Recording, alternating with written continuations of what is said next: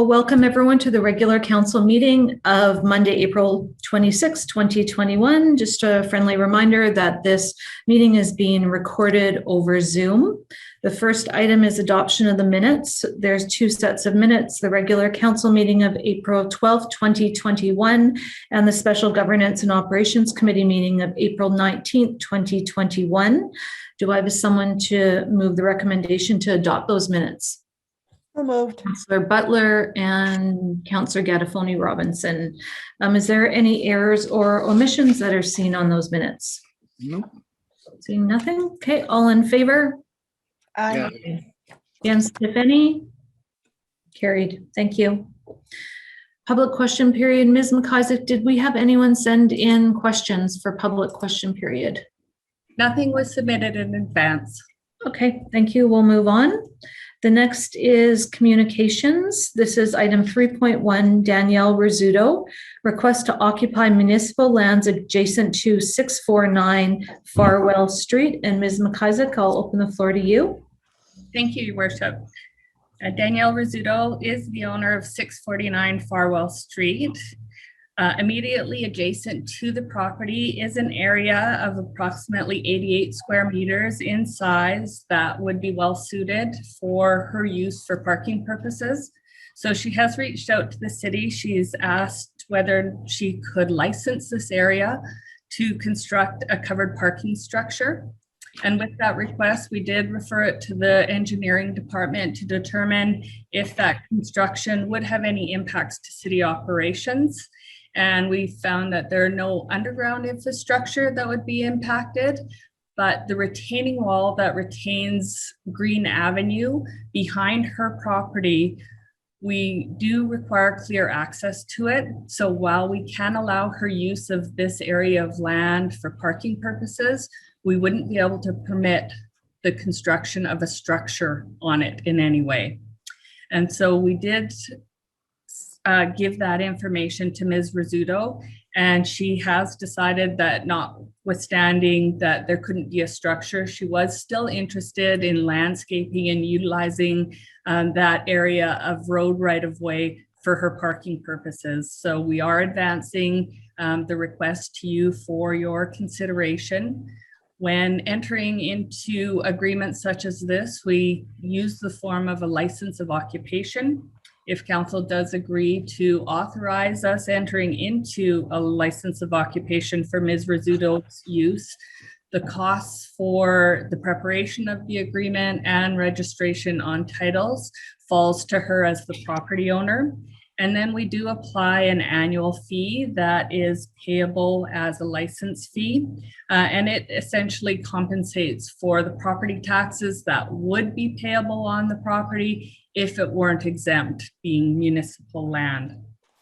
So considering the request and the fact that there would be no conflicts for the city if this was licensed for parking, provided that a structure not be constructed, it is being recommended that council authorize her use of the municipal road right-of-way adjacent to the property at 649 Farwell Street as is being requested, and that we enter into a license of occupation agreement for this use that would be registered on the title of the property and include a no build clause within it, as well as the annual fee and standard cancellation rates, and that she be responsible for all costs associated with the preparation and registration of that agreement.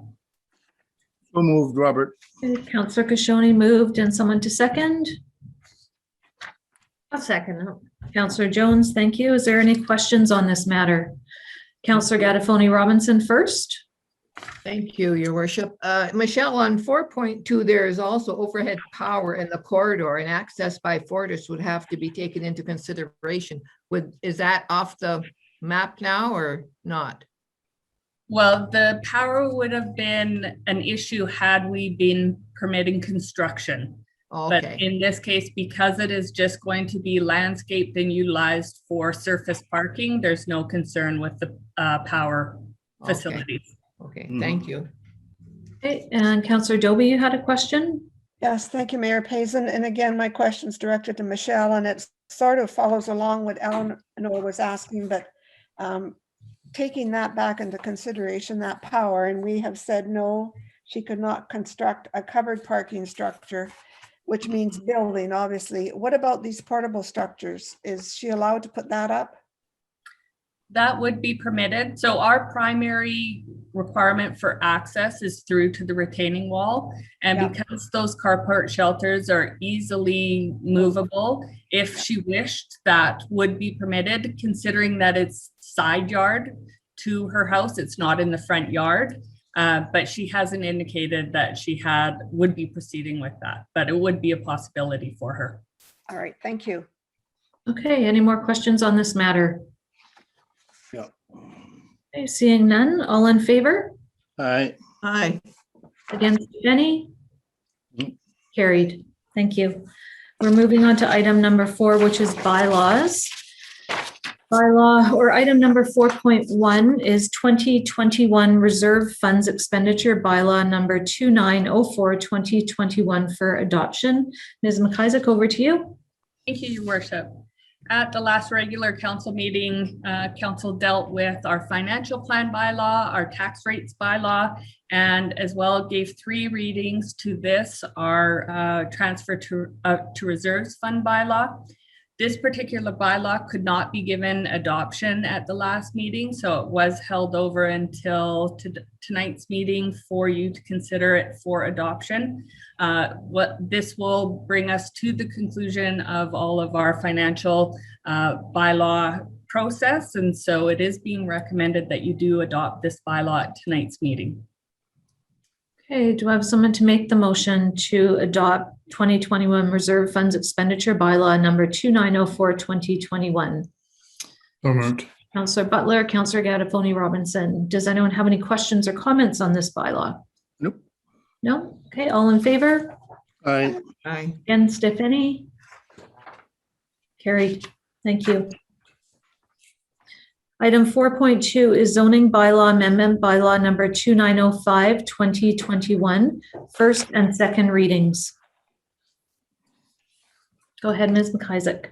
Thank you. The city is in receipt of an application from KNC's Construction and Renovations Limited. They've made application to rezone the property legally described as Lot A, Plan NEP 65521, Township 7A, Kootenai District, from single-family residential R1 to single-family residential R1S to allow for the development of a secondary suite within the principal dwelling to be constructed. Lot A, Highway 3B, is an undeveloped property. It's accessed off of Highway 3B near the intersection with Marcoolin Drive. It's located approximately across from the Pentecostal Church property. So in that area of Highway 3B, it is undeveloped. It's currently zoned single-family residential, which would allow for it to be developed as a single-family dwelling. But it's important to note that our R1 zone also permits the construction of a rest home for not more than 5 persons in the dwelling unit. So rest homes are permitted in most of our residential zones, and that is the intended use of this particular property. KNC Construction is proposing to purchase and develop the property on BC Housing's behalf as a licensed 4-bedroom group home within the principal dwelling. And then they would like to construct a 2-bedroom secondary suite, which would be an unlicensed group home. So the application before you is dealing only with the secondary suite. Because the group home is permitted under our zoning, we are focused here on the addition of the secondary suite as has been permitted by council. So back in 2020, council enacted some changes to our zoning bylaw, particular to secondary suites, whereby secondary suites are permitted in our single-family residential R1 zone and our single and 2-family residential zone R2. However, it does require that the property owner apply for rezoning, as is being done here, to either R1S or R2S as applicable, so that council can consider the particulars of the property and garner input from neighboring properties accordingly before that secondary suite is both authorized and then constructed. And in this case, the subject property is located in the Juanita Junction neighborhood area where there's already a mix of uses. There's residential use, there's commercial uses around it.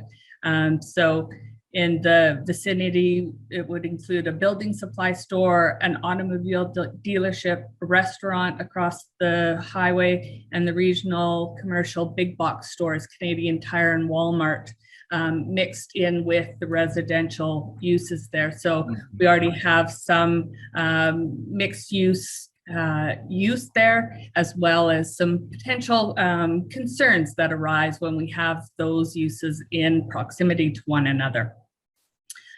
Looking at this property though, it's quite large in size. It's 1,416 square meters. So that's about double, say, a standard Glen Mary property. So it's well sized. It's surrounded by single family residential use.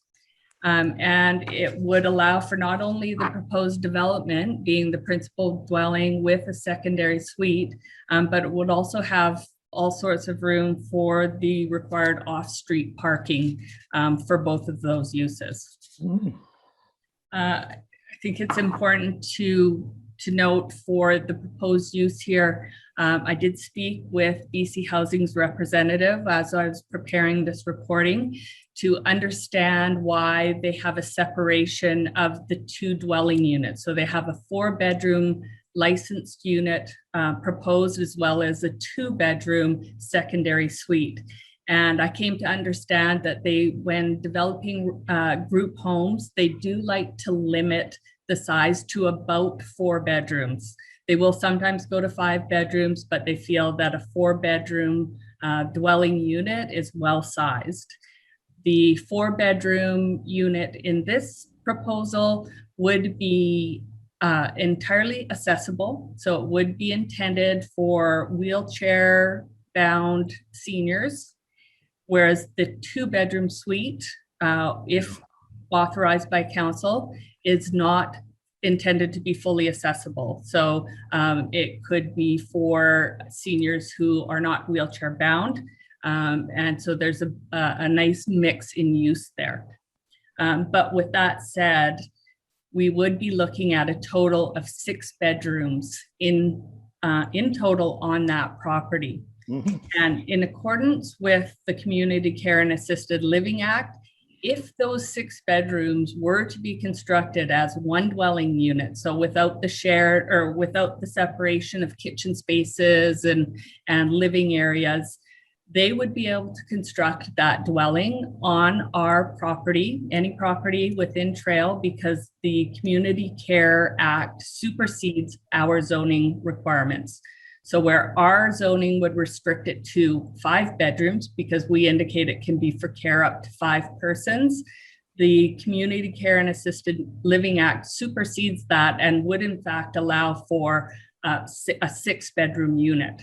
So despite the fact that they're applying for some rezoning here to allow for the secondary suite, the density is just the same as it would have been if they had done a combined unit. So I hope I haven't confused the matter there, and I'm certainly open to any questions around that. Looking though at how this particular development fits with the neighborhood, it is thought that it will align well with the residential character of the neighborhood, and it shouldn't have a negative impact on the neighboring properties.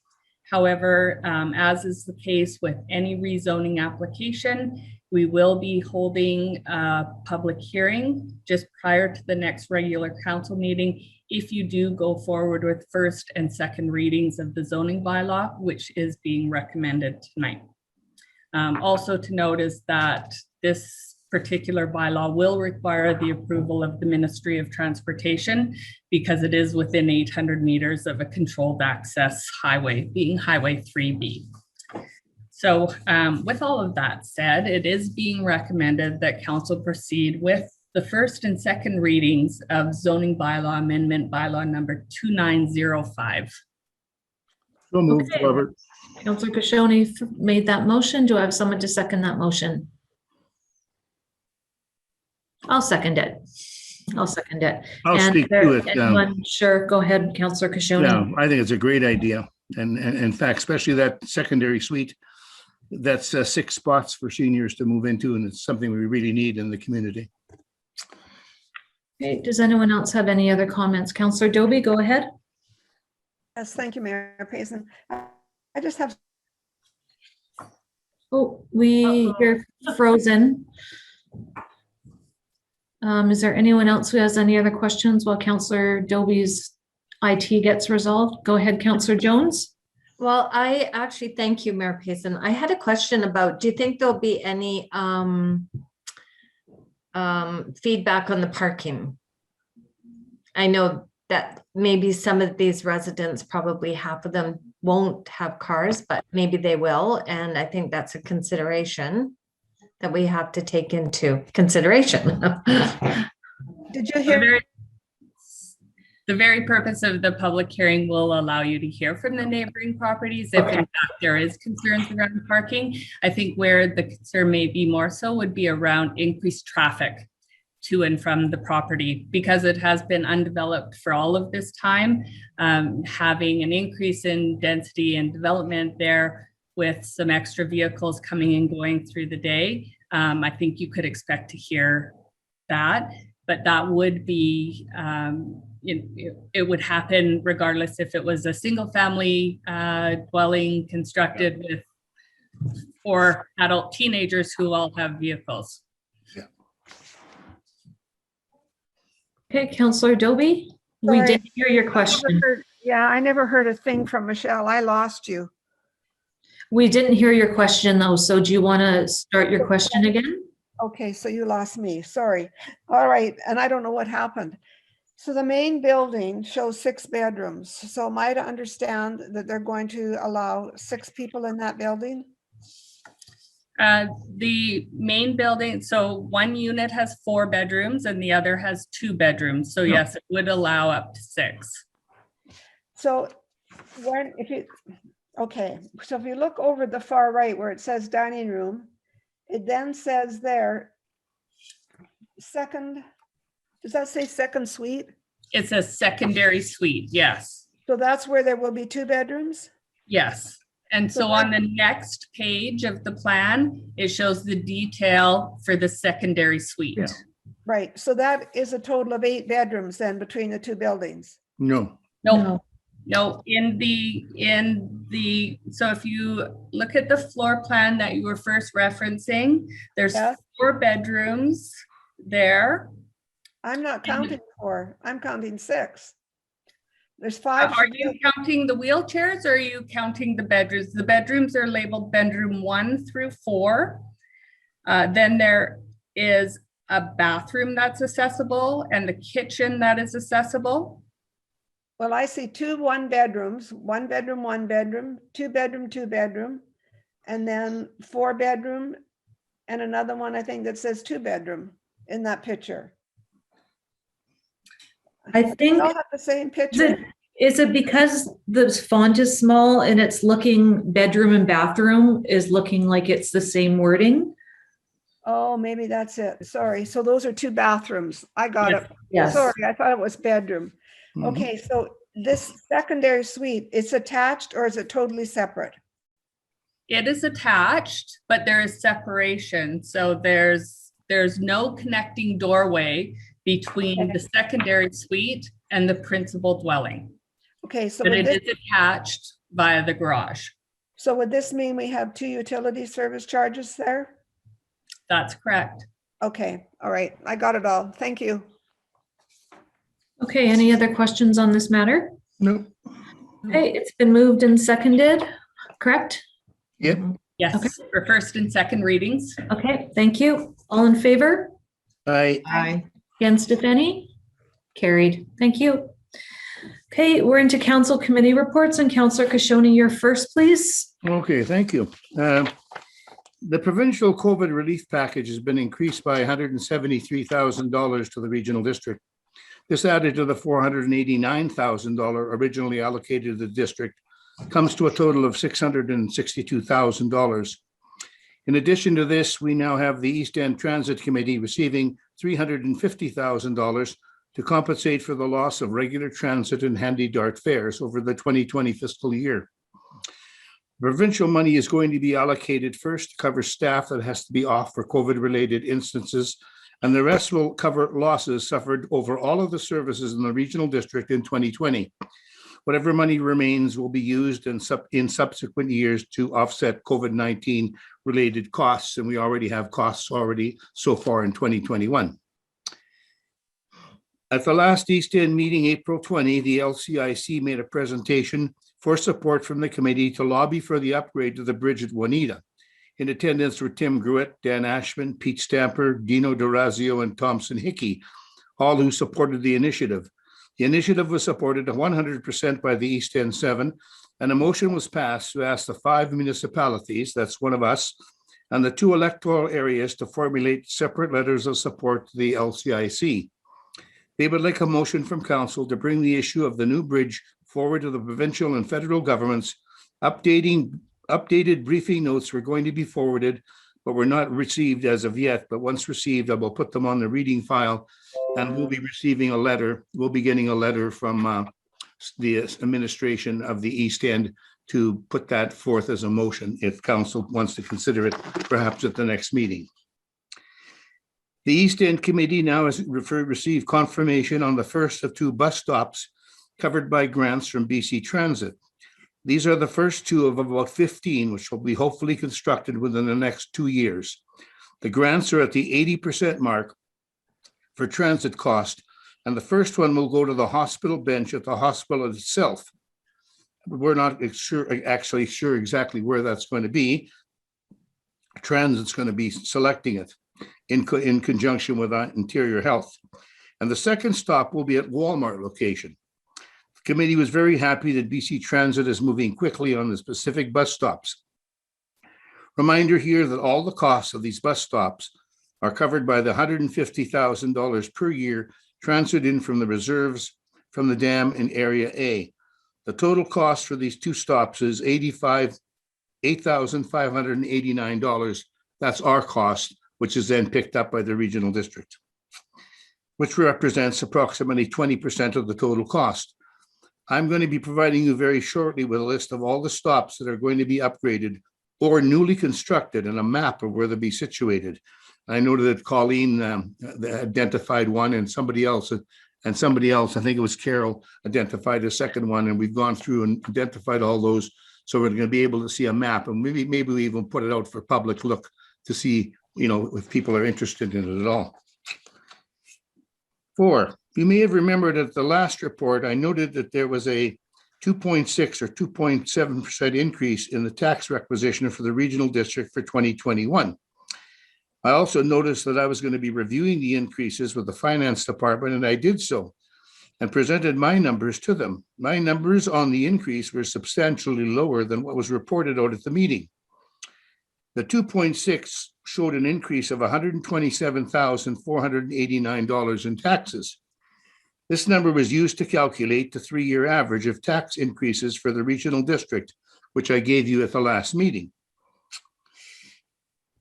The number calculated for the tax requisition for 2021 was, however, as I expected, much lower.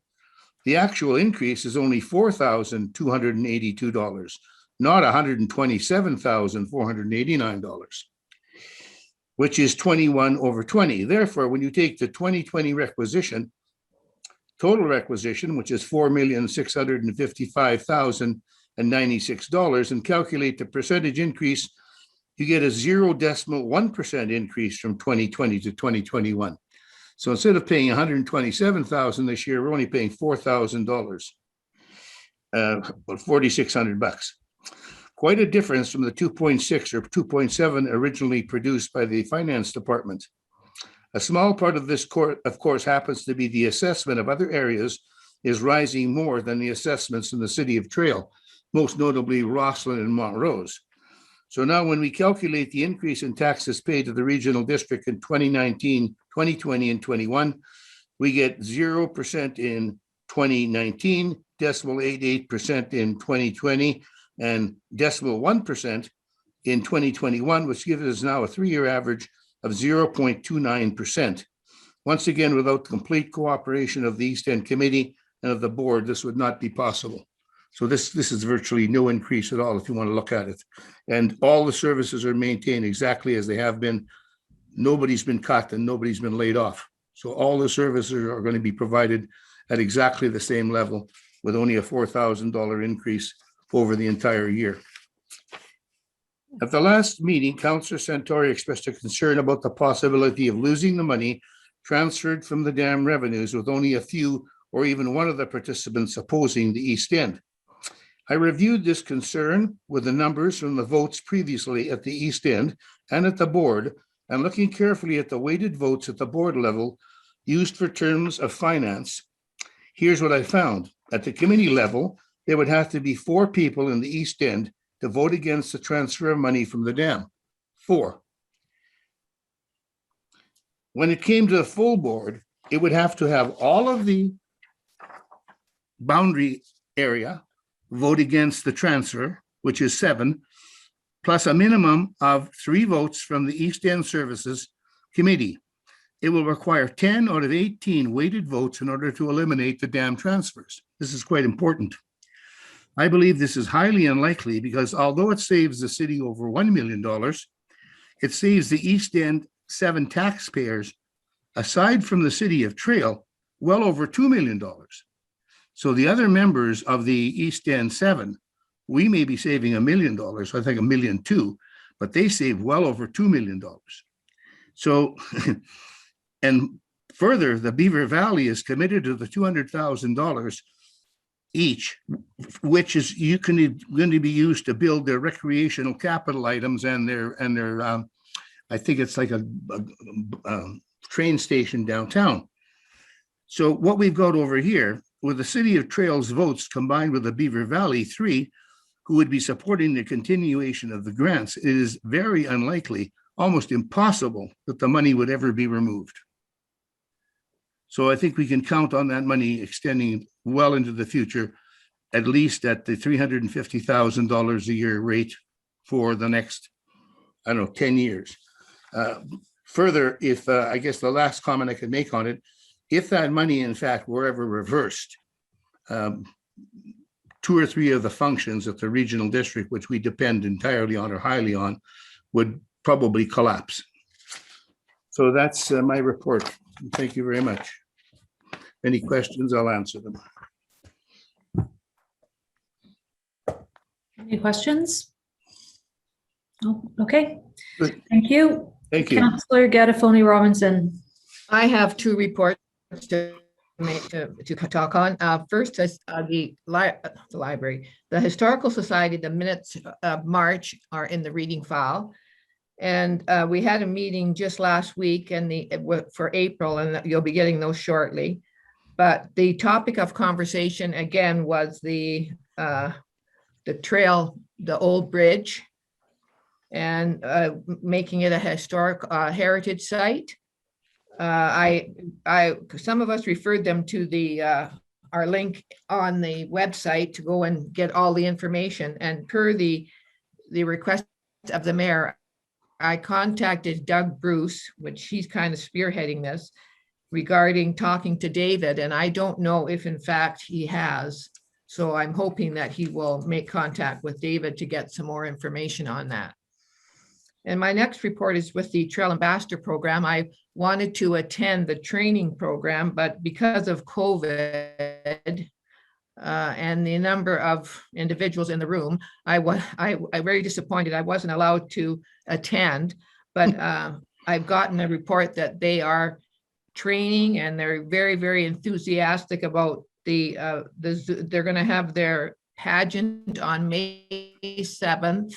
It's going to be virtual. They can't have any crowds. And I will get Cassidy to send Sandy the link. So if anybody wants to zoom in on it, they can. And those are my reports, Your Worship. And just another comment I just wanted to make with regards to the Riverfront Center.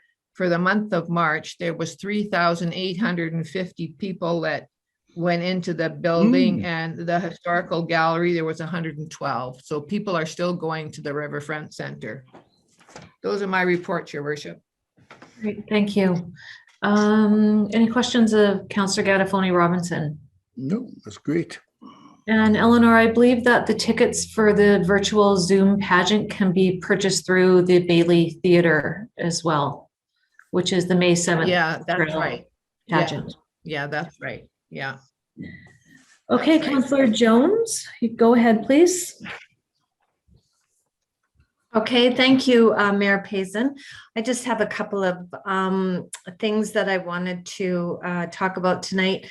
On April 21st, I attended the Ryan Down training, and that was put on by the Trail and District Public Library. And it was a great course on understanding individuals experiencing homelessness and how to deal with conflict. It was a 4-hour course, I believe, that really had some good input for us, and really got you thinking about how these individuals are actually really struggling on the street, and for no fault of their own, it's very difficult with them to deal with the public as well. I also, on April 22nd, I attended the library board meeting. And I just want to report that because I'll give you a quick COVID update. Because things are going so well in the Trail Riverfront Center, the building capacity has been increased from 10 to 20 people. And the safety policies are being carried out consistently and without any concern. So that's probably why Eleanor could report such a great number of visits for the month of March to the Riverfront Center. Also, we're preparing for our up and coming negotiations with CUPE. Although we don't have a date yet, we're prepared and ready to go when they get back to us. I also wanted to mention that on the weekend, I attended the AKBLG annual general meeting, and it was a virtual meeting. We debated probably 17 out of 19 resolutions that will be going to the UBCM. And I also would like to report that I got nominated and appointed as one of the board directors for a 2-year term. Congratulations. Congratulations. And that, thank you. And that is my report today. Any questions for Councillor Jones? No, sounds good. Congratulations, Colleen. Thank you, Robert. All right, and Councillor Butler. Thank you, Your Worship. Someone stole a bit of my thunder there, but one item to report tonight. So on April 24th, along with Councillor Jones, I attended the virtual AKBLG AGM. Representatives from about approximately 20 communities in our area attended. Resolutions passed at the AGM will be brought forward at the upcoming virtual UBCM to be held this fall. I'd like to congratulate Councillor Jones for her appointment as Director at Large to the AKBLG board. That is the end of my report, Your Worship. Thank you. Thank you. Any questions for Councillor Butler? Hearing none. Okay, Councillor Doby, go ahead. Thank you, Mayor Payson. So I had a few things happen in a couple of meetings that I've attended, excuse me, since our last council meeting. I think that it was the last council meeting I indicated that I had attended a meeting with Redone Group. And as a result of that, I had a group called MSTH. Now, I don't know if anybody else is aware of this group in Trail. I'd never heard of it. MSTH stands for Mums Stop the Harm. Yeah, I know. Yeah, Yeah, so you're on I had, Facebook now. yeah, I'd never heard of it, but I think these are people who have lived close to homelessness and drug addiction. Not all of them, but some of them. And so They want to see changes made, of course, because of the pain and the suffering that their families have gone through. They have contacted me by email and asked me a lot of questions about what's been going on the street and what's council doing. And so I've updated them as much as I possibly can. And further to that, another mother that's a member of MSTH, her last name is McLean. She's a nurse and she works out of the Cairo Learning or the Cairo Center. And she has contacted me. And right now we're in a telephone tag game. So I have nothing further to report on MSTH.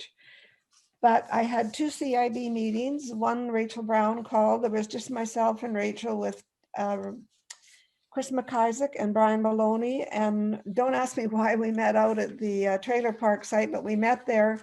And that meeting, as well as the second meeting that I had with Communities in Bloom, pardon me, was just with the executive, and that was Dan, Rachel, and myself. And both of these meetings mainly were to discuss where we're going in the future with Communities in Bloom.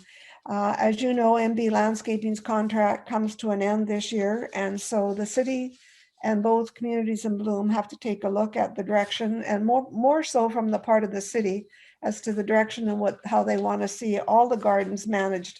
I think sometime in September, Chris McIsaac will be presenting 3 proposals for council to consider as to how we want to proceed in the future.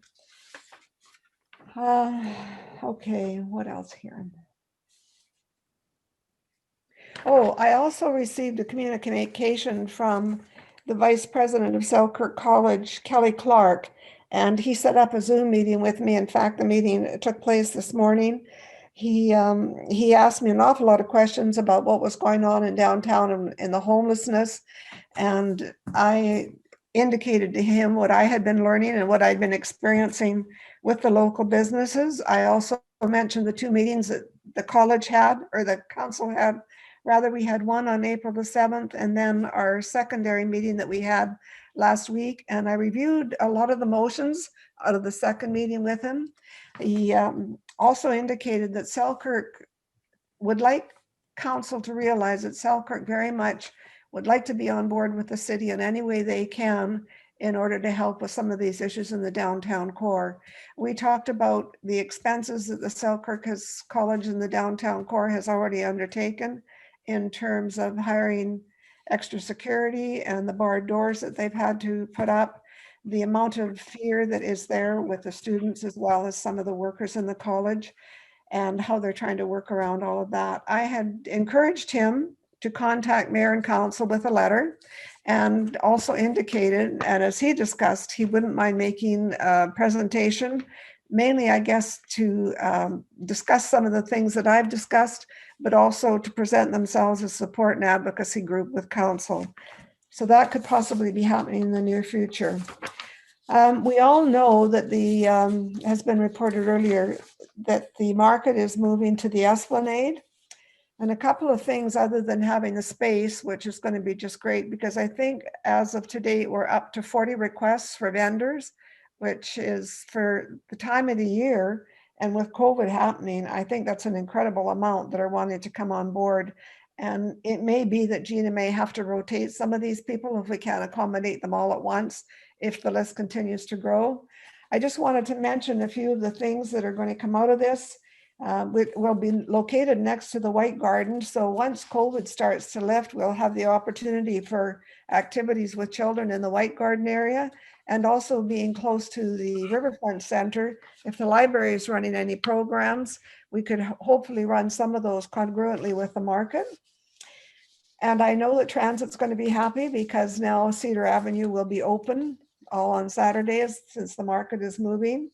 And I just want to say special thanks to Michelle McIsaac for all her work and support that she has given Gina Ironmonger. I know Gina was panicking on a few issues, and she just commented to me that, Michelle, you just really helped her a lot. So on behalf of the market, thank you very much. Welcome. Okay, and that concludes my report, Mayor Payson. Great. Any questions for Councillor Dobie? Okay, Councillor Dobie, there was a quite an interesting email that came through our email system on our dinner break tonight from Mums Stop the Harm. So if, I think all of council was copied on that, but if for some reason it didn't come through, please let me know and we'll make sure that we resend that to you. Okay, I just have one final comment. I'd also like to congratulate Councillor Colleen Jones. Colleen, I know you're going to represent us well, so good luck, dear. Thank you, Carol. All Mayor right. Jason, Uh-huh. if I could just add that we do have the Mum Stop the Harm group scheduled as a delegation at our next meeting, May 10th. So you will hear from the group then, and that will take place at the regular council meeting, 6 p.m. Okay, great, thank you. And I'll go into my reports. In Councillor Santori's absence, I'll just review the Governance and Operations Committee meeting that happened today. So we had a delegation of the Lower Columbia Initiatives Corporation and the Lower Columbia Community Development Team Society come to talk about economic development in our area. We supported a $12,500 expenditure from the 2021 budget, which is going towards hopefully a partnership of a total of $62,500, which supports a $50,000 grant for asset management. And the grant is from the Federation of Canadian Municipalities.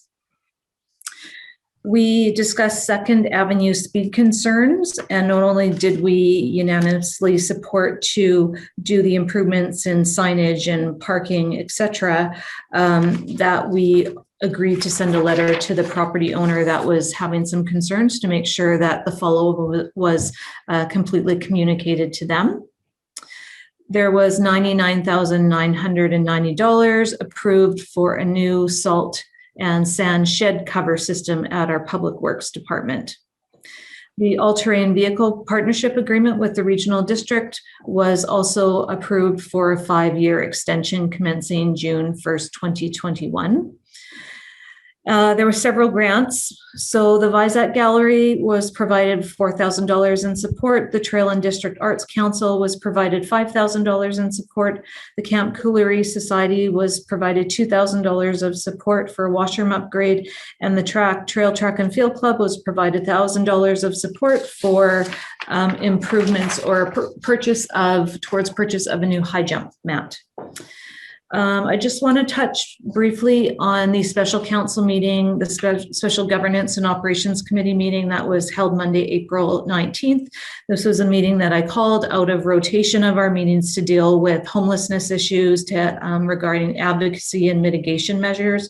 I just want to thank all of council for coming and participating. I feel it's very important for us to get together as a collaborative group and discuss in an open forum so that the public is well educated or at least have access to conversations that we had. And we're very thankful for Constable Sherry Karn for coming and representing the RCMP, as well as Chris McIsaac, who is our manager of public works. There were several motions that came out of that meeting, which a lot of them were deferred to staff to look at. And it ranged from lighting to security cameras, street flushing of the alley, cleaning of the alley, integrated work with bylaw and the RCMP, cost to paint over graffiti, integration of our work within interior health and anchors, investigation of a safe injection site, lobbying for advocacy for multiple provincial and federal groups, installation of 2 portable toilets to help with basic hygiene for the disadvantaged in our town, looking longer term to a potential upgrade to the toilet at the transit station, a communications plan with downtown businesses, and potential meeting with our MLA, Minister Conroy.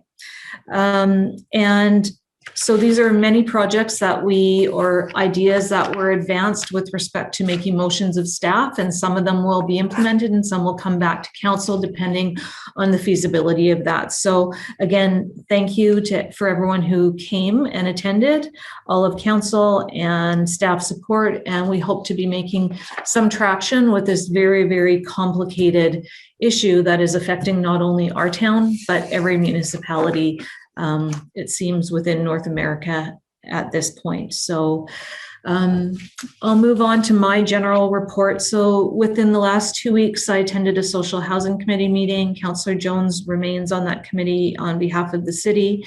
And a lot of the dialogue was around the committee just really remaining committed to support work in the city in securing social housing and housing alternatives to support vulnerable population.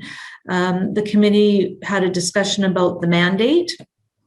And what they're doing is we're going to be roundtabling ideas for community messaging to help inform on the need in the Greater Trail area. And I think it speaks a lot to what is happening at the Safety Task Force, as well as with the Mums Stop the Harm email that just came through, is that I think education is power for our community, and you have to destigmatize the problem and help create fostering and understanding of the problem and tolerance of the problem. It's tough to crack the homelessness population and the opioid crisis. And we as community members need to come together, and we also need to be supported by every level of government. And so we look forward to just remaining really engaged in this process. I also attended a meeting of the Lower Columbia Initiatives Corporation and Columbia Basin Trust, and this was a meeting where the Lower Columbia Initiatives Corporation was pitching some projects to Columbia Basin Trust, and it was requested that the mayors and the area directors attend.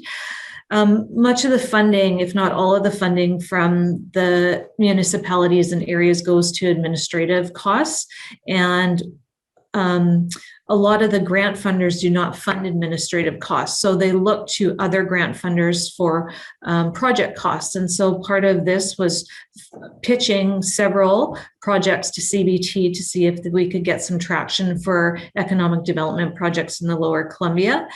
CBT was going to take it back to their team and see if any of the projects fit within their 6 paradigms that they have as focus areas through their strategic planning. And I'm assuming the dialogue will circle back to the LCIC on that. We had a meeting with Councillor Santori, myself, and Constable Sherry Carnes, and this is to increase the collaboration and understanding and work towards solutions to better manage the vulnerable population. Constable Carn will be supporting Sergeant Mike Wasenowicz for work with the city and with the vulnerable population and be that council liaison. The council, we met with the roundtable last week on the 19th, and thank you all for coming to that. With respect to the Trail Health and Environment Committee, that work continues through the Air Quality Working Group and the Trail Health and Environment Committee. The programs are really ramping up now that spring, summer is occurring and the thaws happen, so they can actually get at the ground and start doing their work. Soil sampling and remediation is now underway.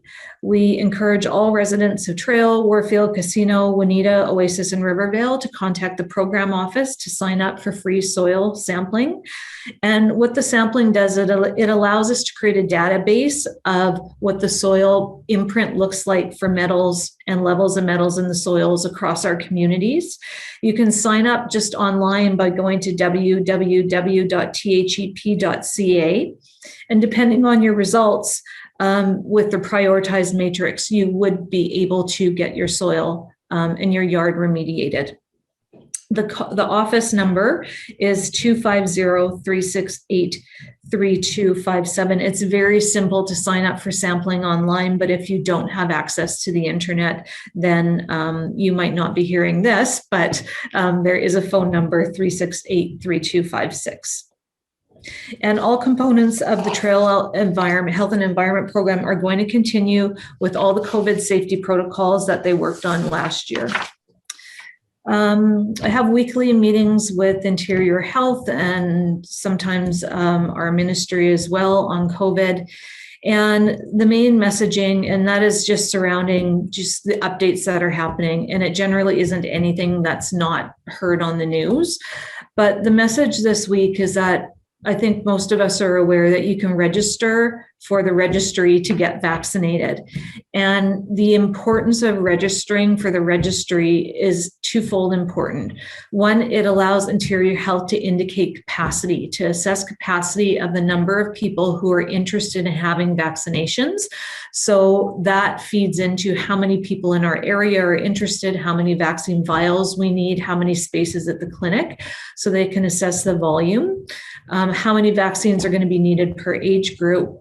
And it allows then, when you're registered, to also have a prompt sent to you when it's your turn to actually book an appointment for a vaccine. So if you know of anyone who isn't registered yet, who is interested in having a vaccine, please ask them to go online and to register, to get registered, to get vaccinated. And you can just Google vaccination registration in BC and it comes up, the page comes up near the top.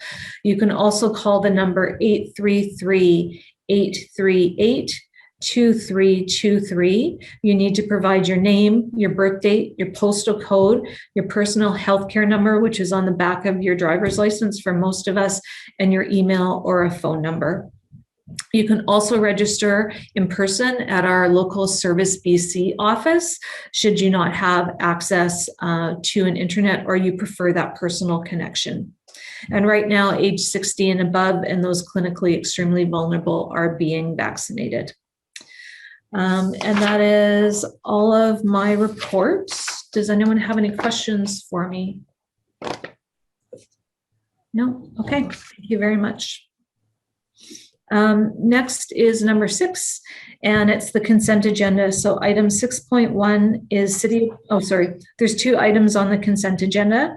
The recommendation is that the items on the consent agenda be received for information. If anyone from council would like to discuss any of these in greater detail, then you would just ask to pull them out. Otherwise, the recommendation is to receive for information. Councillor Jones, go ahead. Yes, Mayor Payson, I wanted to bring forward on the consent agenda 6.1. Okay.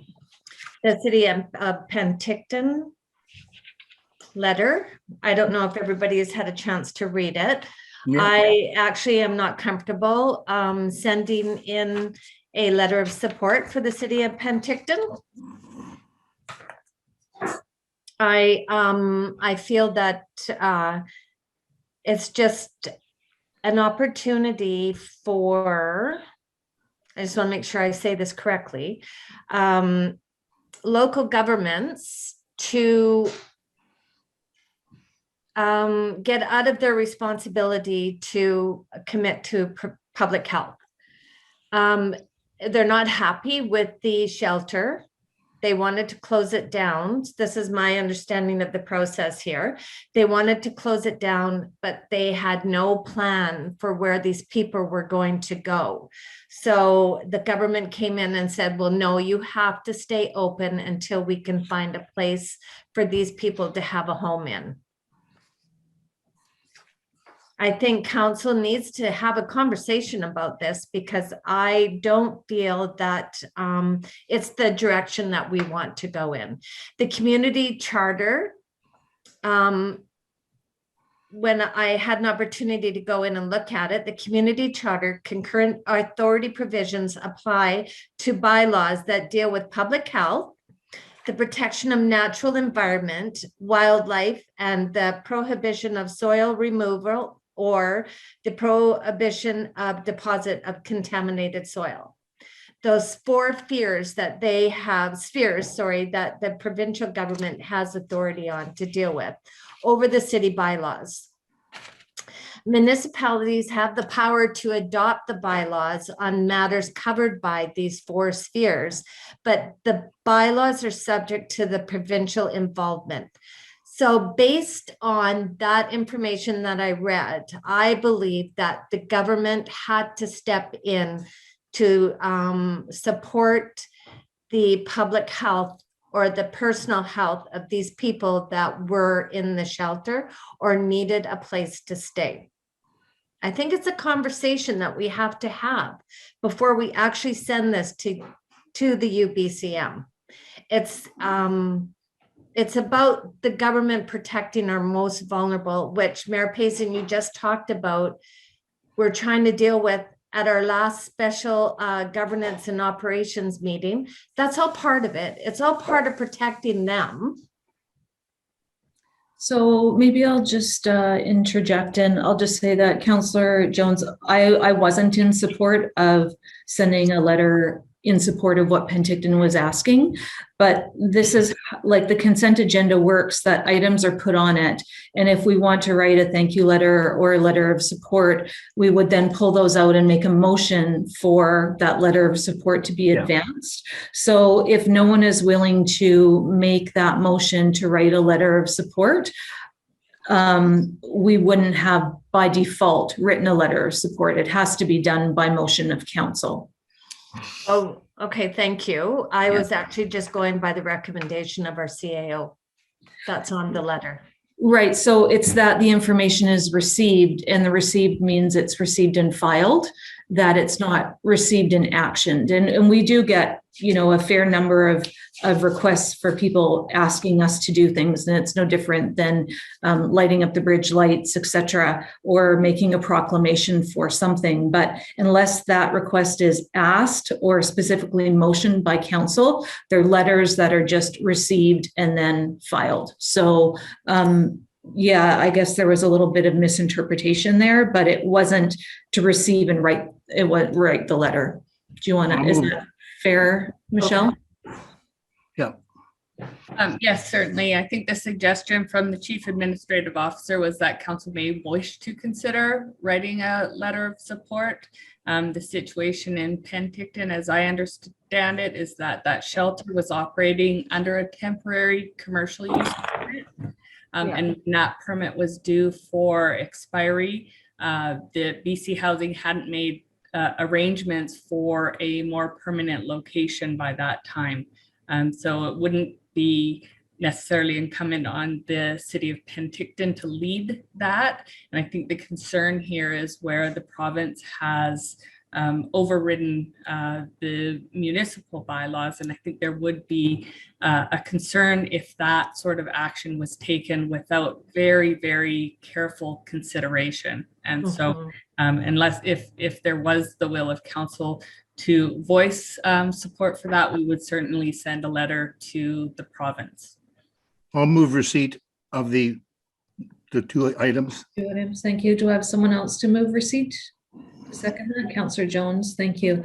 I mean, I'm really happy. I'm very pleased with our council as far as the willingness to work with BC Housing to try to have discussions on programs and housing options that support our most vulnerable. I think times are changing, cities are changing, and you need to be proactive and engaged in these measures for sure. With respect to this consent agenda, I'm also really happy that the Sanctuary Preteen Center is open, because that provides a really valuable service to a lot of families and a lot of children. And I really congratulate them on all the work they've done just to maintain their operation over COVID as well. Okay, so we have a first and a second. Do I have all in favor? All right.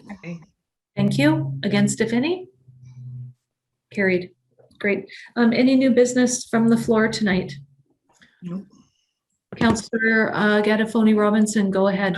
I have two things I just want to ask about as Sure. I congratulate the new little patios that we have in the downtown core. I think it's quite nice. I think to see people eating outside and supporting our local merchants, I think it's very, very good. And one question I have to ask Michelle is near the new Crown Point, or isn't it, is the Crown Columbia? Isn't that the new name? Yes, it What is. happened to the parking meters were taken away, and then there's signage on the posts? What can you explain that a little Yeah. bit? I can, yeah. Some time ago, actually, when the development plans for the hotel were under consideration, you may recall that the owners came to council and asked for the exclusive use of those parking stalls okay. that front the hotel. And we have a policy in place that allows property owners with buildings over a certain size to have exclusive use of parking stalls. They pay the city an annual fee for that. And so that permission was granted by council some time ago, I would say in probably 2018. And it Okay. wasn't until the hotel was developed, operational, and just recently the owners came to us and asked to implement that parking. So we've removed the meters, we've applied the fee that they will pay to the city annually, and now those parking stalls are policed by the hotel and utilized for their purposes, so for their guests and staff. Okay, thank you. You're welcome.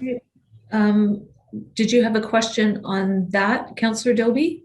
Because Councillor Gannafoni Robinson had two issues. Yeah, so this, I was going to bring this up anyway, but Councillor Gannafoni sort of beat me to the punch on these parking stalls and the restaurants as well. So I would just like to know, did these two outlets right now, we have the coffee shop on Cedar Avenue and the refinery on Bay Avenue. Did they apply to the city and are they paying monthly fee for each of those spots? Yes, they do. So any business that wishes to make use of the metered parking spaces for a patio installation, make application through my office. We do have policy, a council policy in place that we follow. They pay a monthly fee per stall that's taken out of service. We have the two patios that you've indicated. You will also see some others coming. Many of the downtown restaurants are looking for ways to be compliant with the COVID restrictions that are not presently allowing indoor dining. So we are seeing the patios and you'll see more of them. And we do apply at the fee that's applicable. And in accordance with the policy, in the first year for a patio installation, the fee is $25 per meter per month. It's reduced because it's recognized that those owners will have costs associated with the patio build in any subsequent years. So if they do wish to reinstall the patio in future years, that fee is $50 per meter per month. And at this present time, we are seeing all of these patios will be installed through October 31st. Okay, thank you. You're welcome. Great questions. Anything else on new business tonight? No? Okay, great. So we'll move for adjournment. Do I have someone to adjourn? Move to adjourn. Thank you, Councillor Doby. Have a nice evening, everyone. Good night, folks. Night.